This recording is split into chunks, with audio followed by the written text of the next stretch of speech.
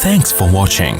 Don't forget to like, comment, share and subscribe to Mufti Tariq Masood, famous scholar. لیکن ایک حالت مرنے والے کی ایسی ہے جس میں وہ آدھا عالم برزخ میں اور آدھا عالم دنیا میں. اس کنڈیشن کو سکرات موت کہا جاتا ہے. سمجھ رہے ہیں بات کو؟ کیونکہ یہاں شرعی احکام چینج ہو جاتے ہیں. شریعت میں کچھ احکام ایسے ہیں کہ ابھی اس کا حکم کچھ اور ہے، مرنے کے بعد کچھ اور ہے. تو جب انسان مکمل حیات میں ہو تو اللہ نے اس کے لیے توبہ کا دروازہ کھولا ہوا ہے. چاہے اس کو 100% یقین ہو جائے کہ میں نے کل مرنا ہے یا 1 گھنٹے بعد مرنا ہے، لیکن توبہ کا دروازہ اس کے لیے بولے کھلا ہوا ہے. ایک آدمی نے ساری زندگی گناہوں میں گزاری، کفر میں، الحاد میں، شرک میں، خدا کا انکار کرتا رہا، اللہ کے ساتھ شرک کرتا رہا، شراب پیتا رہا، زنا کرتا رہا. 90 سال گزار دیے اس نے. اب اسے ڈاکٹروں نے بتایا کہ آپ کی ڈیتھ ہونے والی ہے، آپ کینسر کے مریض ہیں، آپ کا زہر یہاں تک پھیل گیا ہے، یا کوئی اور بیماری ہے جس میں زہر پھیلتا ہے، یہاں تک پھیل گیا کہ 24 گھنٹے میں کے اندر آپ کی ڈیتھ ہو جائے گی. یہ بھی اب توبہ کرے گا تو اللہ اس کی توبہ قبول کریں گے. یہ اللہ کا وعدہ ہے. دل سے کرے توبہ. یہ والی توبہ نہ ہو کہ اگر نہیں مرا تو ٹھیک ہے پرانا اسٹائل، مر گئے تو توبہ تو کی بھی ہم نے. وہ بھی پھانسی والا بھی ایسا ہی ہے. 90 سال میں اس کو پھانسی کی سزا سنا دی گئی. یہ پھانسی والی مثال اور آسان ہے.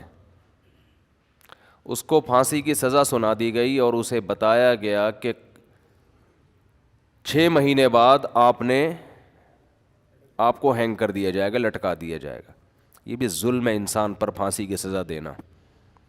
بہت عذاب والی موت ہے جو گلا دبا کے ہوتی ہے.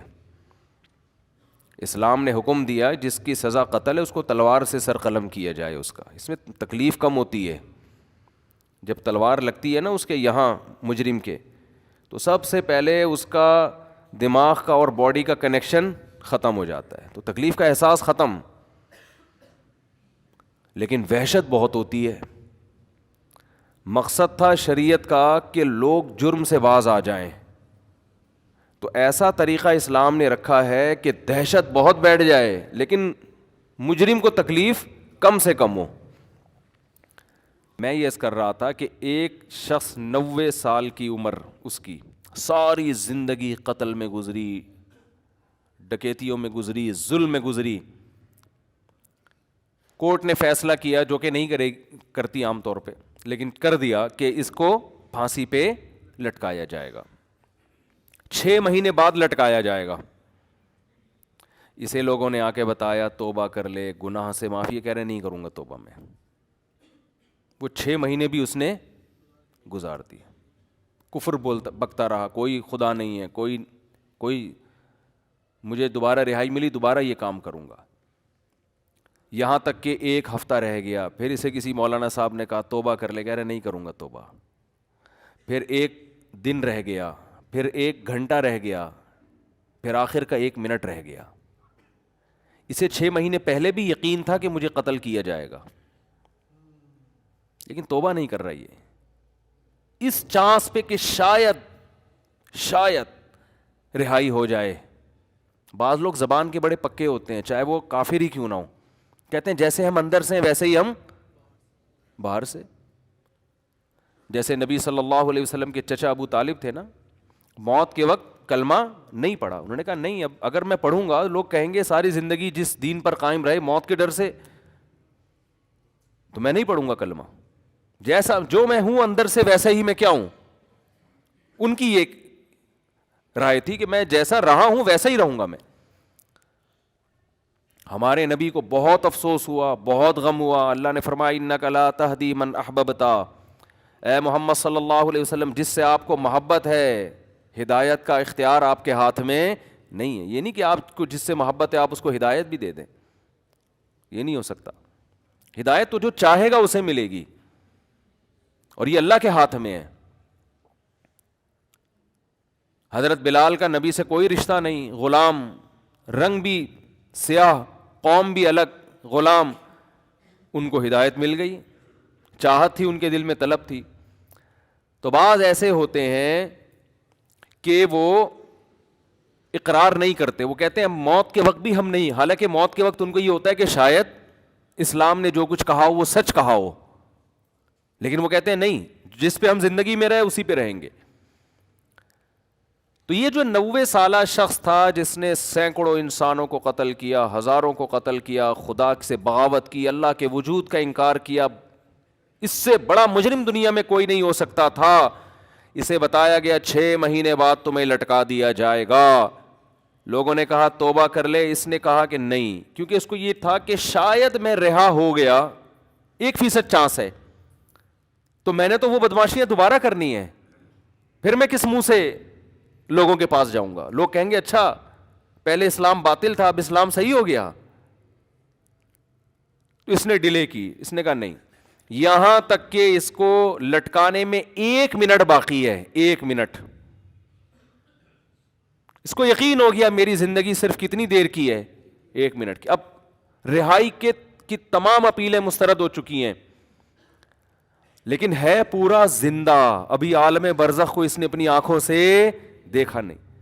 اب اگر یہ توبہ کر لے, بالکل پھانسی کے پھندے کی طرف جا رہا ہے, اس کو جلاد لے کے جا رہا ہے لٹکانے کے لیے, یہاں تک کہ اس ٹول پہ اس کو کھڑا کر دیا,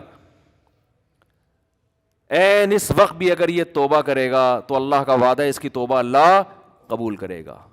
لیکن اس توبہ میں شرط یہ ہے کہ یہ دل میں ارادہ ہو کہ اگر بالفرض چھوٹ گیا میں, قدرت کی طرف سے کچھ بھی ہوگی, تو میں دوبارہ پرانی زندگی کی طرف نہیں لوٹوں گا. یہ دل کی حالت تو اللہ ہی جانتا ہے نا.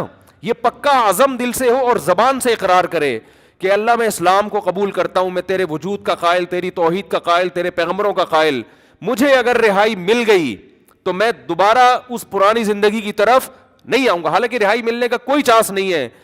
قرآن سے, صحیح احادیث سے, متواتر احادیث سے اہل سنت والجماعت کا عقیدہ ہے کہ اس وقت 1 سیکنڈ کی توبہ اللہ اس کے تمام گناہوں کی دیوار کو گرا ڈالے گی. وجہ کیا ہے؟ اس نے ابھی تک آخرت دیکھی نہیں ہے. اللہ اس کو بخشنے کا بہانہ کیا تلاش کرے گا؟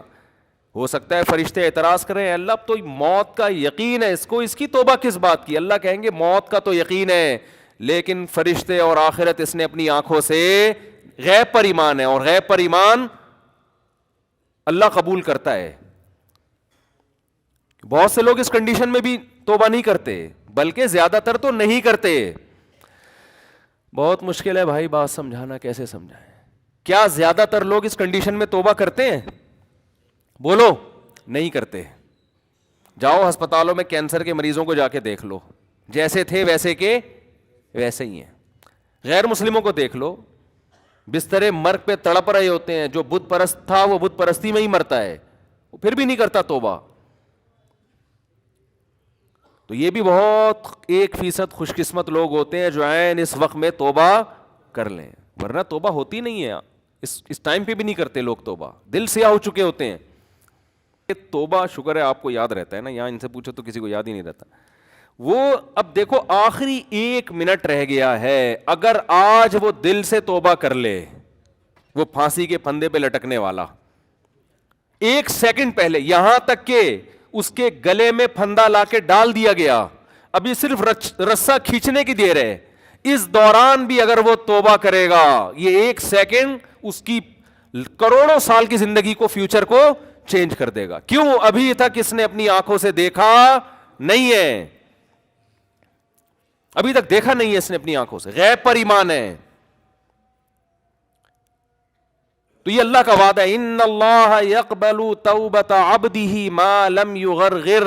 بخاری مسلم کی حدیث, نبی صلی اللہ علیہ وسلم نے فرمایا اللہ اپنے بندے کی توبہ اس وقت تک قبول کرتا ہے جب تک اس کو غرغرہ نہیں آتا. غرغرہ کا مطلب سکرات موت میں مبتلا نہیں ہو جاتا وہ.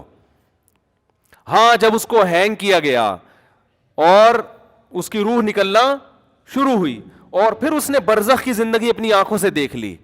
اس نے دیکھ لیا کہ قرآن جو کہتا تھا کہ برے لوگوں کی روح, برے فرشتے سے مراد وہ فرشتے جو اللہ نے سزا دینے کے لیے متعین, فرشتہ تو برا نہیں ہوتا, وہ فرشتے جو خوفناک فرشتے ہیں وہ برے لوگوں کی روح قبض کرتے ہیں. جب یہ فرشتے اپنی آنکھوں سے دیکھ لے گا, اس کے بعد قرآن کہتا ہے کہ اب توبہ تو دور کی بات, زمین اور آسمان کی دولت بھی اگر خرچ کر دے گا, وعدہ کرے گا اللہ مجھے مہلت دے دے, میں پوری زمین آسمان کی دولت خرچ کرنے کے لیے تیار ہوں.